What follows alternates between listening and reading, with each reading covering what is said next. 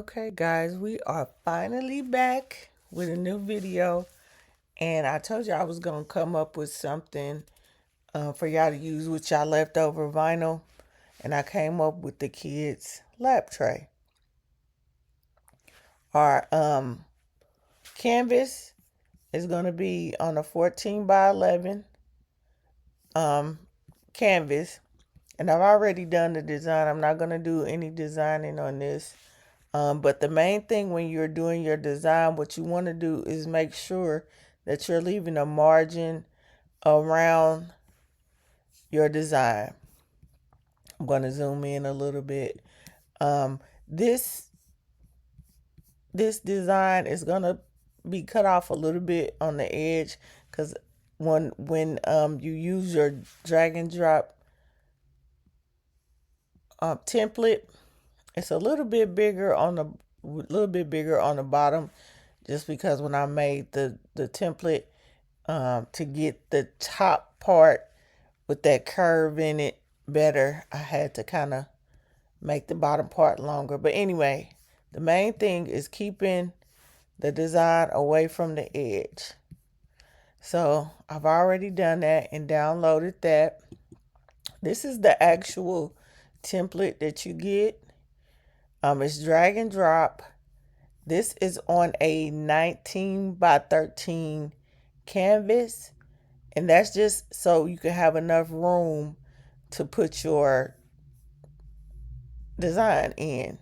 But the actual measurement of this template is 14.4 by 11.5 inches, and you really want to keep it that length. So if you are to take this to a different printer, just make sure you're sizing your print to this size. So I'm going to make a copy. Anytime you get a new template, you always want to make a copy. Oh, I keep doing that. No. Make a copy.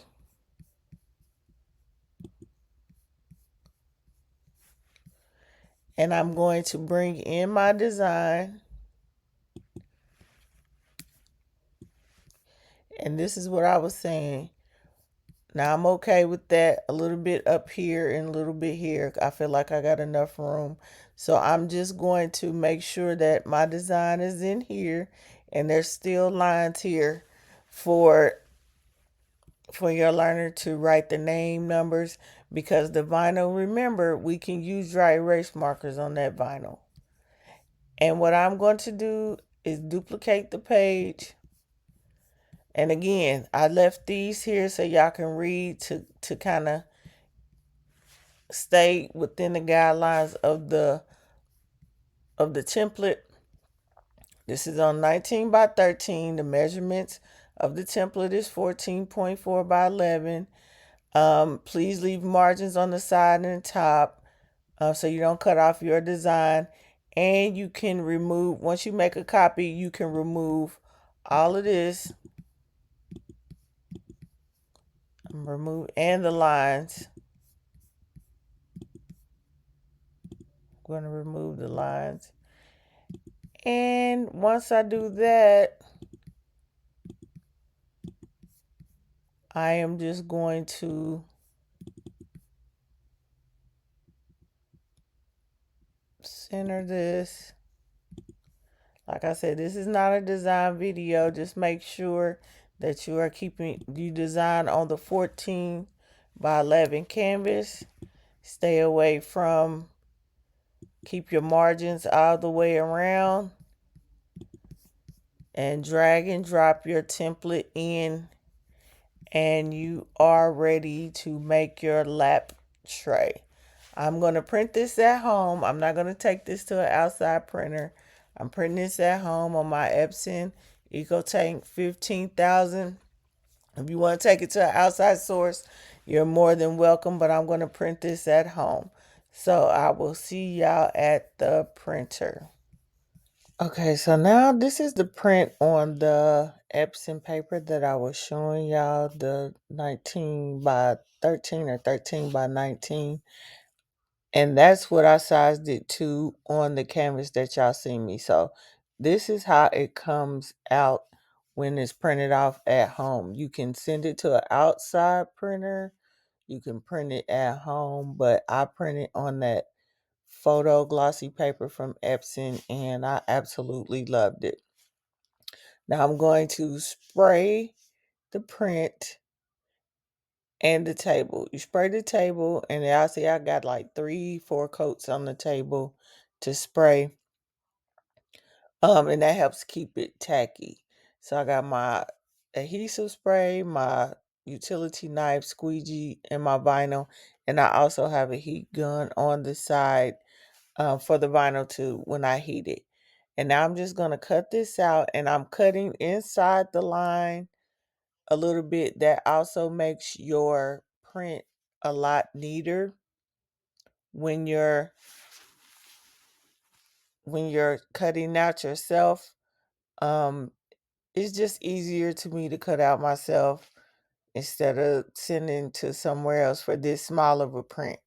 Anything I can print at home, I do. If I have to send outside source, that's what I do. But I cut out my print, and what I'm going to do now this is just the vinyl on top of the print because that's paper and I printed at home. Yeah, I don't want to wet this up. I'm just going to apply my vinyl on top of it, squeegee it down, and then apply it to my table tray. Now I'm just going to peel this back, and then I'm going to just squeegee it down. So this really don't need a lot of explanation. When you're squeegeeing it down, it's just mainly keeping all the air bubbles out and making sure it stays smooth. Now, what you see me doing, I am just squeegeeing it down to my self-healing mat, and it's gonna come right up because it's just a little over the edge. So I'm using the vinyl, the Vivid vinyl. Like I said, this is new vinyl because I did use all my other one. So this is new vinyl. It's the 12 by, I can't remember the size, but I'll link it in the description box. So this is just the 12 by whatever, and you can use the smaller size for the lap tray. So if you're going to be doing both, I would just get the bigger size and then use what's left over for the lap trays. But as you can see, I'm just smoothing down, and it's going down perfectly fine. Just making sure you're keeping out all the air bubbles, and just go slow. This is sped up, and then I did a voiceover so I could make it shorter, but just go slow. With I'll always say when you're doing that vinyl, just go slow. Now I'm going to peel this up, and I'm just going to cut off the edges around the side. Now, if you want to keep those edges on and try to apply it to the tray, and you'll see why I'm saying that in a few minutes. If you want to keep the edges on and apply it to the tray, you can, but I just cut them out. I feel like, me personally, I got it looking neater like this than to keep those edges on there. So you can either keep them on or cut them off. It all depends on you.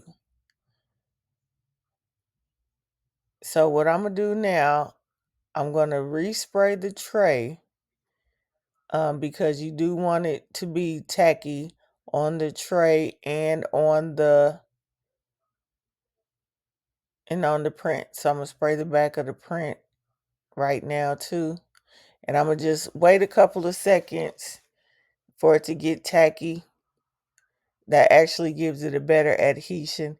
And then I'm going to center it. The top of that tray has a curve in it.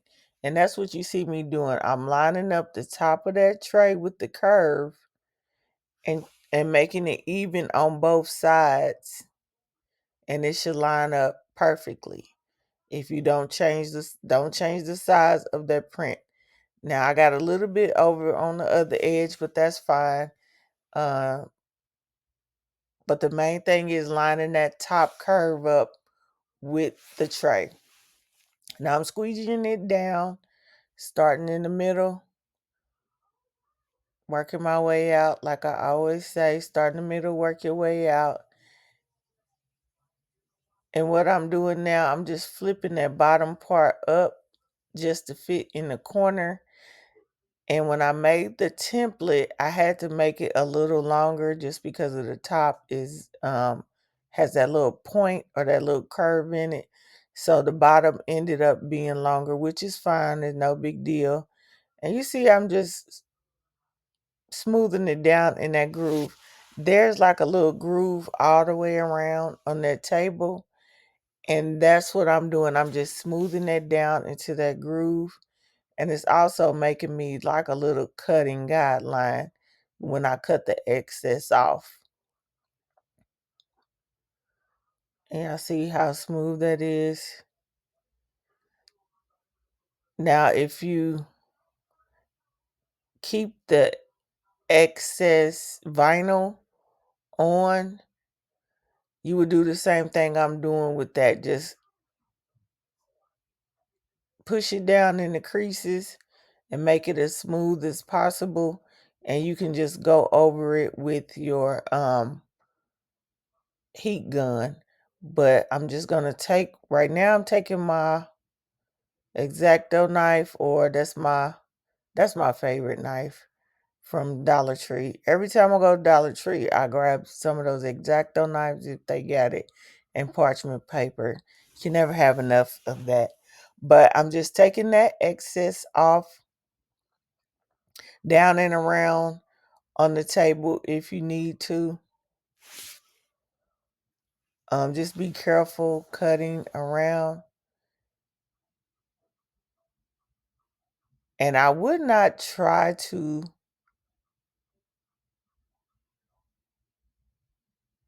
size this down. Just cut the bottom part off, because I tried to size it down and just cut the bottom part off, and it just didn't look right to me. So if you just keep the template, the 14.4 by 11.5, it'll be this easy. Y'all see how quickly I applied that with the template. Now, this is what I was saying. If you want to keep those edges on, what I'm going to do now to keep it sealed down, I'm going to cut some strips of that vinyl. And this is self-leveling vinyl. So once we put this on there and apply the heat, it's going to level itself out. You are not going to be able to see the line of demarcation from what we put on here to what's already there. And this is what's going to give it that really good seal, so that it doesn't come up and the little kiddos are not able to peel it off. So I'm just going to line that with the top. As I'm placing it down, I'm making sure there's no air bubbles in there. I'm pushing the air out, and I'm pushing it up against the top of that tray too. The pink part of that tray, I'm pushing it up. And y'all see I'm pushing the air out and pushing it up to there, because when I apply the heat, I want that heat to seal the top part of the tray. So I'm just going through there, making sure that it's adhered. And I'm gonna do that all the way around the tray, guys. I'm gonna do that all the way around and getting in those corners and making sure that that vinyl is tucked into that groove. That's the main thing. Make sure the vinyl is tucked into the groove. And what I'm doing now, I had to go off camera and apply the heat in there and to seal it down. And if you did the no epoxy table already, you will know that once you put that heat, it adheres and it gets hard and makes it adhere. And what I'm doing now is just cutting. I don't want any overlap on this. I don't want any overlap on this vinyl so that it won't be able to be peeled off. If you cut the extra, make sure it stays under the edge of that line and cut the excess off. You shouldn't have any problems. And once I cut that off, I put a little bit more heat on there. Is if you think of like when you cut some fabric, it frays if you don't sew it or put heat on it. It's the same thing with the lap tray. So once you put the heat on it, and if you cut any excess off, make sure you go back and apply more heat to make sure that it adheres. And then I'm just doing the same thing all the way around. I put a little strip and I'm just pushing it down into the edges. And I'm going to apply some heat. And the heat is what's going to make it adhere. And if y'all did the no epoxy tray, if you let it sit, it actually hardens better and it actually kind of shrinks and adheres to whatever you put it on. So my suggestion is if you are selling these, wait a day or two before you give them to your client or your customer to give that vinyl really good time to seal. That way, once you give it to them and the kids start playing with them, for sure it's not gonna come up. Now, I don't think it'll come up anyway, but you're just giving yourself that extra time and protection so that you know for sure that it doesn't. And again, once I cut the excess off, I'm putting more heat on there to make it seal. And you just do that on all four sides.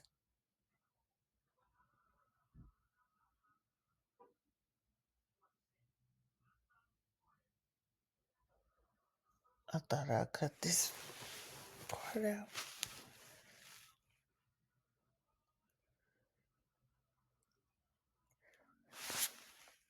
And I'm gonna